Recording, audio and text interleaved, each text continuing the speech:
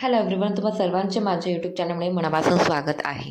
तर आज आहे डिसेंबर महिन्याची 19 तारीख. 19 तारीख आली तरीसुद्धा तुमच्या बँक खात्यांमध्ये नोव्हेंबर आणि डिसेंबर महिन्याचे हप्ते जमा झालेले नाही.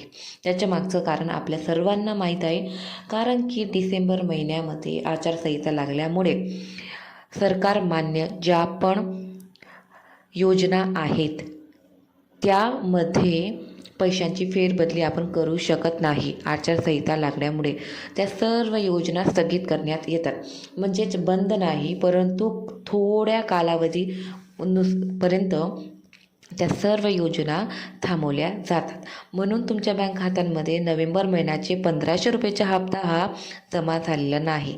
आणि आता एक नवीन बातमी आलेली आहे की तुमच्या नोव्हेंबर आणि डिसेंबर असं दोघंही महिन्याचे हप्ता टोटल 3000 रुपये तुमच्या बँक खात्यामध्ये जानेवारी महिन्याच्या पहिल्या वीकमध्ये जमा करण्यात येणार आहे. कारण की आचारसंहिता डिसेंबरच्या एंडસુધી संपते आहे.